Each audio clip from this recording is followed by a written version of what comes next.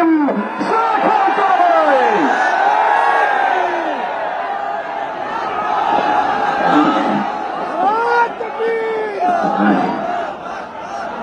نحمد ونصلي على رسوله الكريم أما بعد فأعوذ بالله من الشيطان الرجيم بسم الله الرحمن الرحيم غير المغضوب عليهم ولا الضالين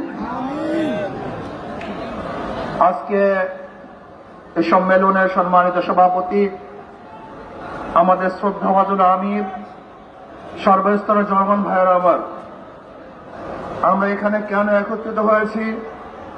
ফিলিস্তিনকে স্বাধীন রাষ্ট্র হিসেবে দেখতে চাই। ইসরায়েল ভুইফোর, ইসরায়েল সেখানে জোরপূর্বক এক রাষ্ট্র কায়েম করার জন্য চেষ্টা চালাচ্ছে।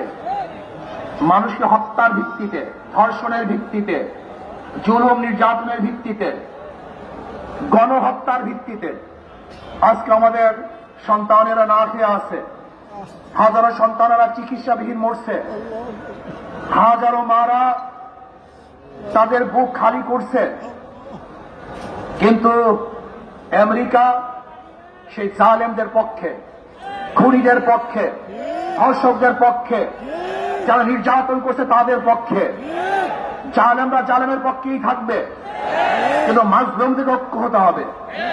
সমস্ত মাজলুম যদি ঐক্যবদ্ধ ভাবে জালেমদের বিরুদ্ধে লড়াই করি, তাহলে গোটা দুনিয়ার মধ্যে জালেম থাকতে পারবে না। রাস্তায় আমাদেরকে মনে রাখতে হবে যে মুসলমান এমন এক জাতি, আলম তারা আল্লাহ বাহরাহু ওয়া আনজালা বিল কুফারি বিহাদিস জালাইলি দস্তু দস্তা দরিয়া भी नहीं हिसोरे हमने दस्तु दस्ता दरिया भी नहीं हिसोरे हमने পাহাড়ে জিন্নাত দৌড়া দেয়া ঘোরে हमने। আমরা তো ওই জাতি যারা বুক পেতে শাহাদত গ্রহণ করি, পিঠ পাতিলে করে দিন ইনশাআল্লাহ। যুদ্ধ করবো, সংগ্রাম করবো, লড়াই করবো, জিহাদ করবো, ফিলিস্তিন রাষ্ট্র কায়েম করবে ইনশাআল্লাহ। ভাই আমার, আসুন সম্মিলিত ভাবে আজকে ফিলিস্তিনের পক্ষে, ইসরায়েলের বিপক্ষে অবস্থান গ্রহণ করি, ইসরায়েলের সমস্ত পণ্যকে বর্জন করি, এবং যারা ইসরায়েলের পক্ষে থাকবে গোটা দুনিয়াটাকে তাদের থেকে উৎখাত করার চেষ্টা করব। আল্লাহ আমাকে এবং আমাদের সবাইকে ফিলিস্তিন রাষ্ট্র স্বাধীন রাষ্ট্র দেখার তৌফিক দান করুক, তাদের সাথে কাজ করার তৌফিক আল্লাহ দান করেন। আমা আলাইনা ইল্লাল বালাগ।